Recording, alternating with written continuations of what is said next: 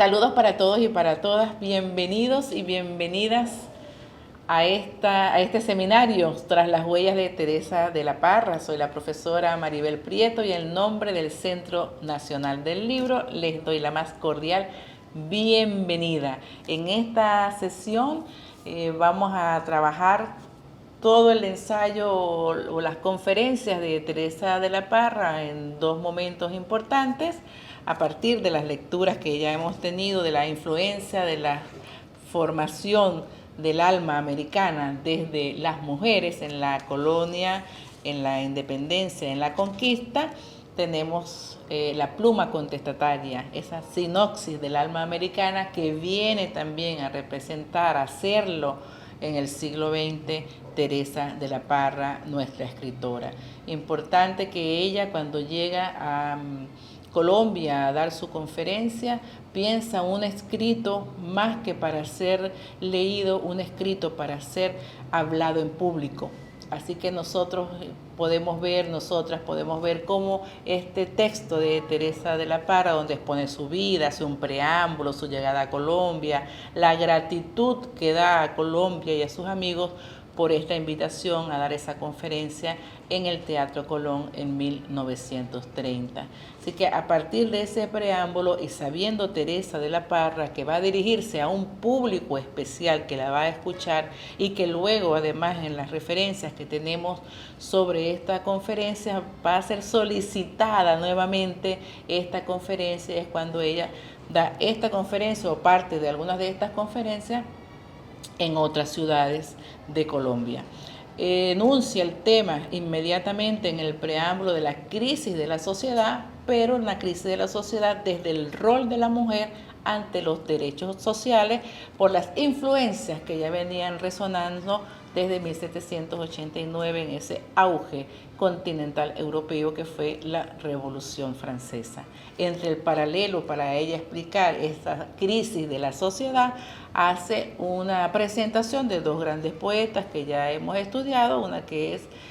Gabriela Mistral y la otra es Delmira Agustini. Son dos poetas importantes, una chilena, otra uruguaya, que serán el motor del ejemplo de las dos posiciones o de las dos versiones entre las cuales siempre se va a estar moviendo Teresa, que es la posición dominante del hombre y de la cultura y de la sociedad en sí ante la mujer, y la posición de la estrategia de la mujer desde su esfuerzo por conquistar, digámoslo de esta manera, un sitial, un respeto de género, pues también un respeto de igualdad y de reconocimiento de las mujeres, tanto en la conquista como en la colonia, como en la independencia. Argumenta Teresa en este preámbulo el gentilicio del alma americana, aprovecha su resonancia alma americana, de esa resonancia de Bolívar, la resonancia de José Martí, y prefiere quedarse, dice ella en esa antesala, con el nombre de América, por no estar de acuerdo, fíjense ya una primera posición al respecto, no estar de acuerdo con las fuentes bautismales. Ya lo hemos visto, todos los nombres que se le dieron a esta tierra, que nosotros conocemos desde los indios Cuna como Abdiabdiala, y que en ese momento histórico ya había escrito Nuestra América José Martí. Ella decide quedarse con el nombre de América para identificar esa influencia de las mujeres en la formación del alma americana, que no es otra cosa que la configuración de una sociedad nueva que a partir de 1492 nosotros tenemos ese encuentro o esa cultura a partir de la conquista de España y de Portugal sobre este lado del continente. Por tanto, la conferencia, la influencia de las mujeres en la formación del alma americana tendrá una premisa importante que debemos revisar y que se declara, aunque defensora de la mujer, de los derechos, porque ella en las tres conferencias va a estar siempre rescatando, sacando del olvido, sacando del polvo, sacando de las catacumbas, podríamos decir, el rol de la mujer en estos tres momentos históricos. Pero de antesala aclara, mi feminismo es moderado. Ese feminismo que es moderado, ella lo demuestra y lo expone a sus oyentes los nuevos derechos de la mujer moderna, pero se basa en las fuerzas del pasado. Ese mi feminismo es moderado, pero me baso en las fuerzas del pasado y para ustedes, declara ella en esa conferencia, yo voy a hacer una ojeada histórica sobre la abnegación de la mujer en el continente americano. También dice la influencia oculta y feliz que ejercieron las mujeres durante la conquista, la colonia y la independencia, y con ella lo vamos a ver también que ella misma, Teresa de la Parra, lo hace en el siglo XX. Es decir, que ella es como su capítulo número 4 de esas conferencias que podríamos llamar perfectamente siglo XX, nuevo tiempo o nuevo mundo o cierre o cambio de siglo. El etos del alma americana, entonces nosotros y nosotras vamos a visibilizarlo, lo vamos a identificar en la mujer y el cambio de época en la vida moderna, la actitud de la mujer ante la vida y la posición política ante la sociedad en cada uno de estos momentos históricos. Para el cambio de época, Teresa de la Parra identifica a la mujer como fuerte, sana, verdaderamente limpia de hipocresía. No se debe juzgarla frente a la nueva vida. Es decir, está defendiendo a la mujer ya en el ámbito, ¿no?, de lo social. Y dice además, enuncia que debe ser libre ante sí misma, consciente de los peligros y de las responsabilidades. Y que los verdaderos enemigos de la virtud femenina, recuerden que en ese momento estaba vetado, no vamos a decir prohibido, pero estaba vetado el leer libros, el estudiar, el ir a las universidades para las mujeres. Ella dijo en esa conferencia o en ese preámbulo a la conferencia, dice que la virtud femenina, los peligros de la virtud femenina no están en no leer libros, no hacer actividades, no ir a las universidades ni a los laboratorios, sino que más bien está, y ahí pone otro punto sobre las IES, está en la frivolidad, ese vacío mariposeo mundano, es decir, en esa pérdida de tiempo para ella, que no era simplemente la mujer en los quehaceres de la casa o en esas tardes aburridas en las ventanas, como lo describe muy bien la señorita de Ifigenia en el texto de la novela de Ifigenia, sino que además ese mariposeo mundano se puede contener o se puede llenar ese vacío, digamos, de esos momentos con libros, con lecturas, con laboratorios, con oficinas y con hospitales. Es decir, que el etos del alma americano que nos presenta la autora lo presenta a partir de una experiencia de Latinoamérica, una vivida por ella, otra contada por su familia y otra leída, por supuesto, porque tuvo la experiencia lectora de leer clásicos franceses, de leer literatura estadounidense, de leer literatura cubana, de leer literatura venezolana y sobre todo leer nuestra historia de independencia. En el ensayo de Teresa de la Parra vamos a precisar algunos momentos estructurales. Y lo llamo momentos estructurales en Teresa de la Parra porque ella lo va a repetir en cada una de sus conferencias, es decir, la estructura, la composición del lenguaje, la forma en que se expresa y cómo en cada una de esas conferencias nosotros vemos que en cada una tiene un preámbulo, cada una tiene una invitación a la escucha, una invitación sabrosa a esa escucha de esos cuentos que les contaron sus tías o sus bisabuelas o que ella vivió con Mamá Blanca, ¿no? Entonces, toda esa influencia, los viajes, por supuesto, eso es inevitable, ¿no?, en la resonancia de esta estructura del ensayo o de estos preámbulos que ella hace en cada uno de esos momentos que vamos a revisar. Fíjense que en el preámbulo que ella hace antes de comenzar sus conferencias, que cuando da las clases, cuando hace su ejercicio diplomático heredado de su padre, hace un preámbulo de una escritura en primera persona. Si vemos una Teresa hablando de sí misma, dando las gracias de sí misma, dando las gracias a los invitados por haberla hecho esta invitación a un grupo de amigos que nombra allí, pero ve también en ese preámbulo una preocupación por escribir unas conferencias. Entonces nosotros vemos que en el preámbulo, en esta estructura, cuando se habla, cuando ella dice en primera persona que ve una preocupación, es porque se está presentando ante un público que no conoce. De hecho, lo dicen en algunos comentarios, es muy fácil que a uno lo quieran en la distancia, pero no sabemos cómo va a ser cuando me presente. Era una de sus preocupaciones y las enuncia en ese preámbulo porque sabe que no está en su país, que está en otro país que es Colombia, que aunque sea un país hermano, donde además nombra fabulosamente la Quinta Bolívar y las referencias de la independencia de Venezuela y Colombia, sabe que se va a acercar hacia un público que para ella es desconocido, aunque ella no es desconocida para ese público. Y lo otro es que en esa introducción de esas conferencias, estamos viendo estructura, ¿no? Preámbulo, introducción de la conferencia, ella aprovecha además para decir que el tema que es muy importante de esas conferencias están basados en las 3 preguntas que le hacen, en lo personal, en la producción de sus libros y en la vocación, es decir, en su oficio de escritora. ¿Qué nos puede contar Teresa de la Parra? Astutamente, brillantemente, en este preámbulo, ella deja abierto el camino para realmente hablar de lo que ella se preparó para hablar. Es decir, que ella responde rápidamente en un preámbulo, en una introducción sobre las 3 preguntas, hace un esbozo sobre el proceso de la lectura y la autora en sus libros, habla sobre la vocación literaria y lo entiende como una inspiración. Es decir, como una musa, y lo dice, creo que esa inspiración me ha costado tenerla y de pronto se me ha ido. Sí, también trabaja, ¿no? con el tema, con el tema humorístico, con el humor.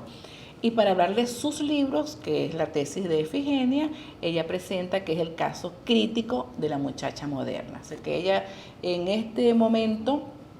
estructura el ensayo en un preámbulo, una introducción, esboza el proceso de lo que va a hablar o la respuesta que va a hacer, la vocación literaria y sus libros. Utiliza algunas figuras retóricas que vemos en toda la obra de Teresa de la Parra, en especial esta que estamos trabajando nosotras y nosotras, que es el ensayo en Teresa de la Parra, la pluma contestataria. Figuras retóricas en el discurso escrito de Teresa de la Parra, vemos la anáfora, símil y comparación, personificación, metáforas, bueno, imagínense por todas partes, sinécdoque, aliteración del lenguaje. Un ejemplo de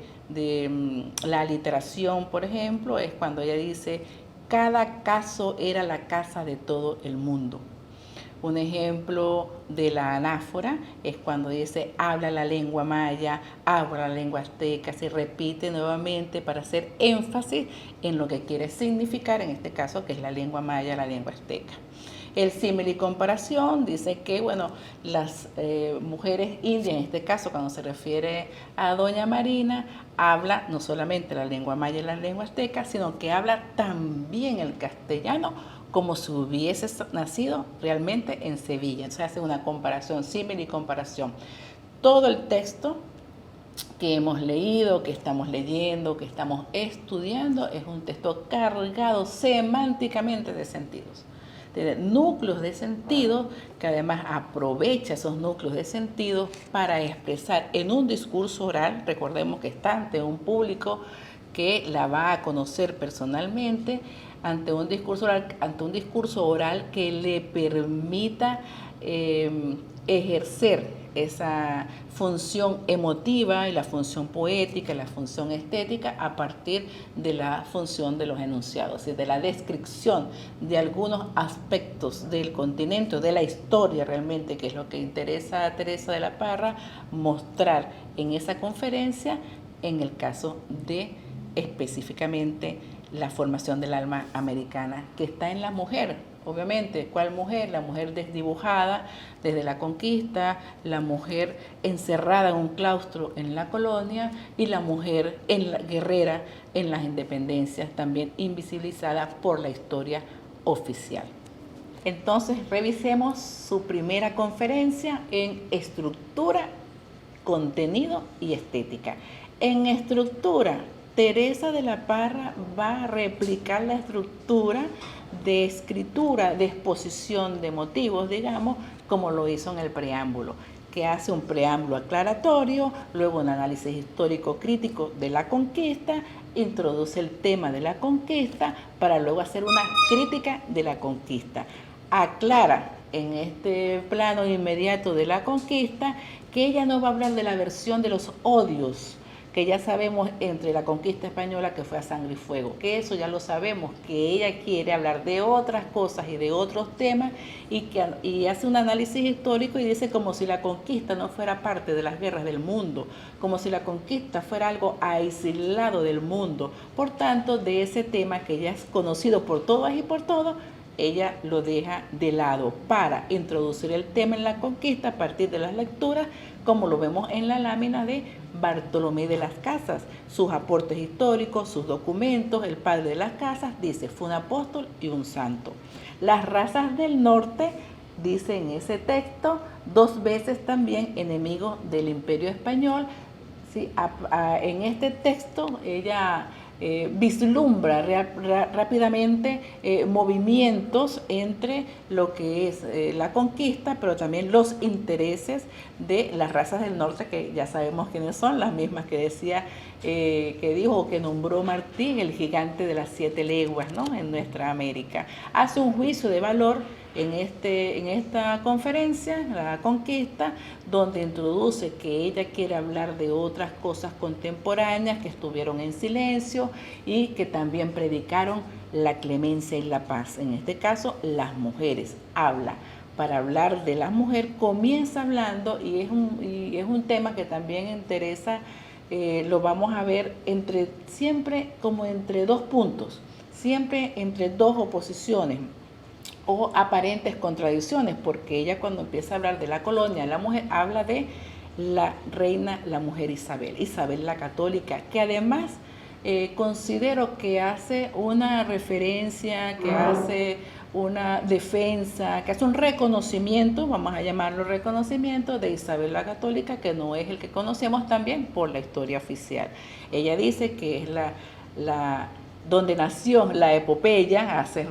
retrae, ¿no?, el tema griego sobre la epopeya, que ella es la jefa de la epopeya de la conquista y que ella fue la que dirigió las selvas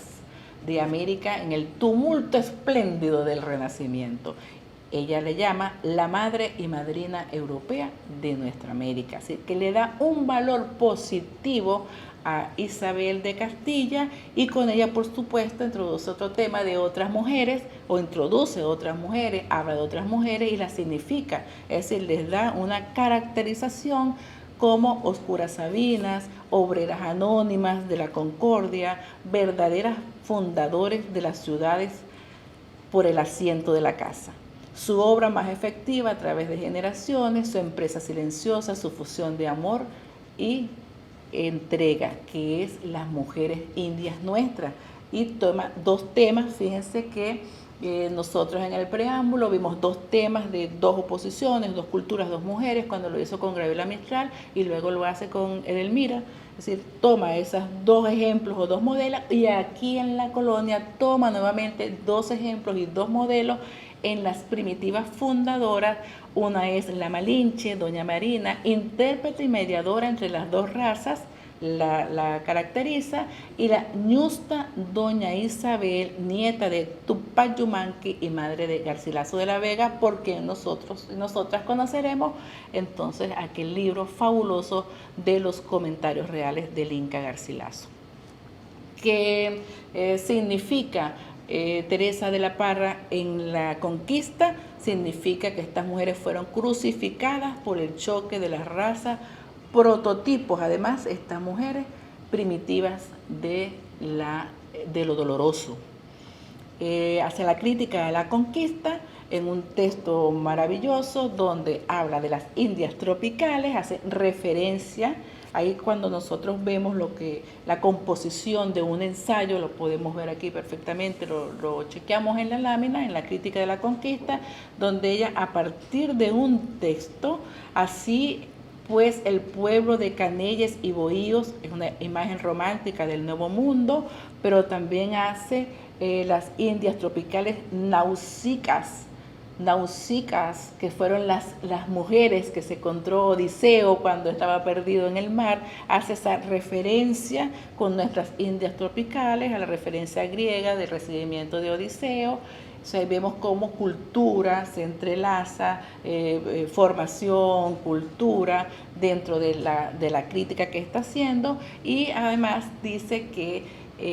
la conquista trajo el advenimiento a la época colonial de nuestra edad media criolla. ¿Qué sucede? Está expresando una modelación de Europa desde su propia superación en la religión, el oscurantismo y el dominio territorial, pero ya en nuestra América. Este será para ella el antecedente histórico importante que vamos a ver luego en la conferencia número 2, el antecedente histórico importante para la colonia. ¿Sí? Ya cierra con esos dos ejemplos, hace unas largas disertaciones, por supuesto, sobre la vida de doña Marina, sobre la vida de doña Isabel, sobre la vida de la madre del Inca Garcilaso, para explicitar el tema, para justificar, para argumentar con criterios históricos, con criterios personales y con posiciones políticas claras el aspecto del alma, la formación del alma americana a partir de las mujeres. En la conferencia 2, en la colonia, hace una caracterización, estructuralmente comienza de la misma manera, una premisa anterior y una caracterización. La premisa habla de la colonia como los pueblos que no tienen historia y que se encierra todo dentro de la colonia, encierra todo dentro de la iglesia, la casa y el convento. La caracterización va a ser brillante porque va a estar llena de metáforas. Dice que la colonia está desnuda de política, de prensa, de guerras y de genocidios, y que es la larga vacación de hombres en el reinado, sin crónicas ni cronistas, pero estaban las mujeres. Habla de un periodo más sugestivo, de una sociedad que se madura en silencio. Esas metáforas hermosas que recorren todo el texto de Teresa de la Parra. Dice además que la colonia, en su caracterización, va a ser sobria y caballeresca como la Edad Media, vuelve a repetir el tema de la Edad Media, y fina como el siglo XVIII francés de Rousseau.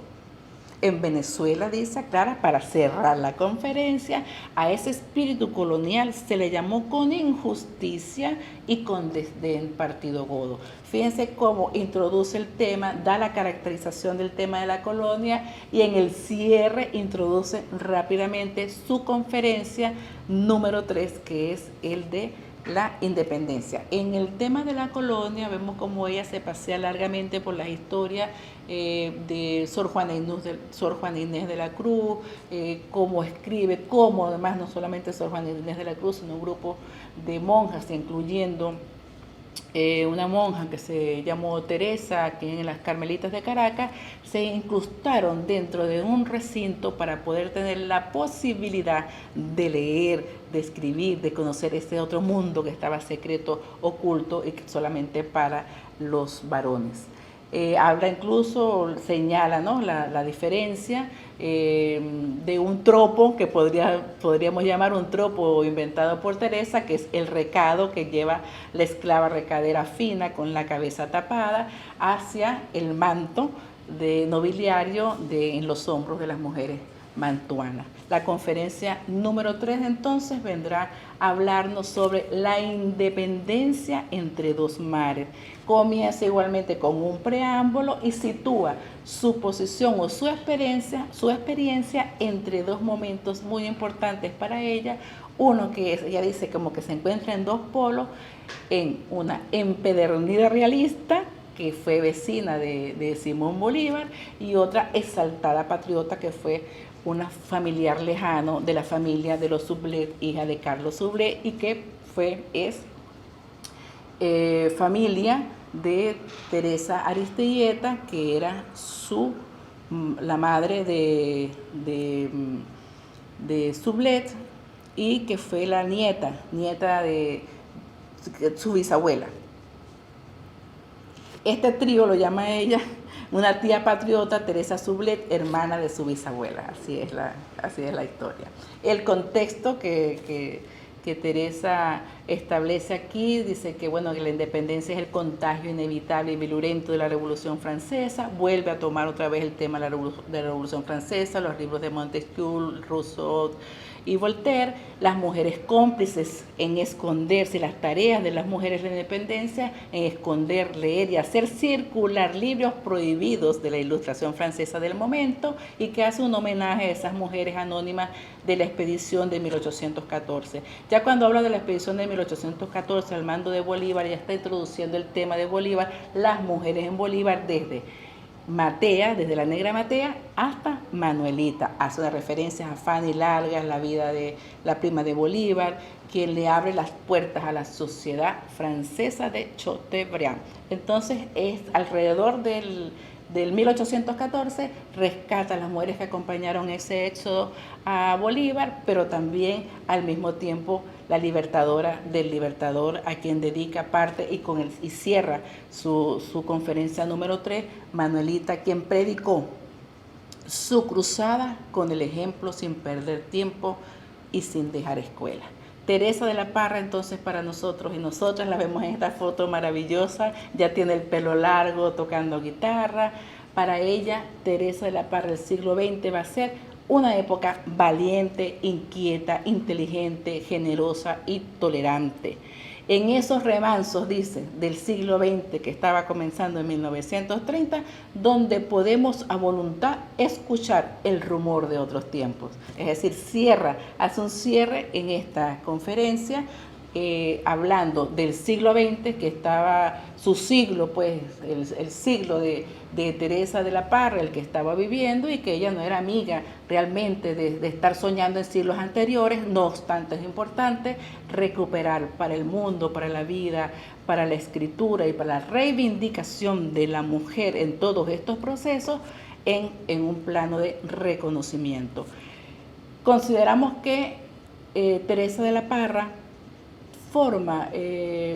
escribe, condensa esta serie de estos 3 ensayos, y que ese ensayo número 4 que estamos escribiendo todos nosotras, es del siglo XX, ese ensayo número 4, ella lo expone con su vivencia, lo expone con sus libros, lo expone con sus criterios,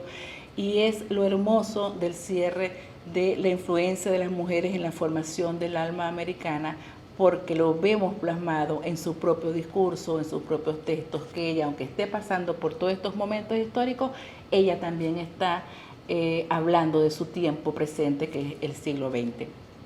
Recomendamos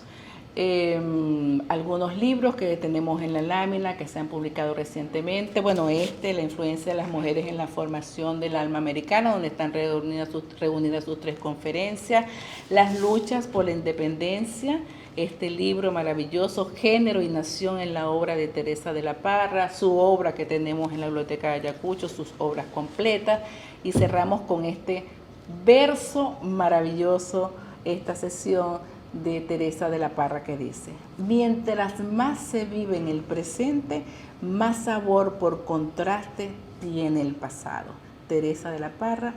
1930. Invitamos a leer a Teresa de la Parra, su obra, y a trabajar en este texto maravilloso de la influencia de las mujeres en la formación del alma americana, porque estamos trabajando nuestra historia, no solamente una escritora, no solamente una conferenciante, sino estamos viendo aquí, podemos revisar historias de vida, modos de vida, cultura, que nos puedan a nosotros y a nosotras dar, además, no solamente el reconocimiento de la mujer. Creo que aquí hay mucho más que ello. hay un reconocimiento a la historia venezolana, a la oculta, a la no oficial, a la que cuentan las abuelas, esas historias de vida que son complementos y que muchas veces nosotros no tomamos en cuenta en la historia oficial, pero por ser complemento de la historia oficial, es la historia, realmente la historiografía que nos viene a definir un momento, un mundo histórico y que vemos, por supuesto, siempre lo vamos a ver recogidos en autores y autoras como Teresa de la Parra. Gracias por participar en esta sesión número 4. Nos vemos en el canal. Hasta la vista.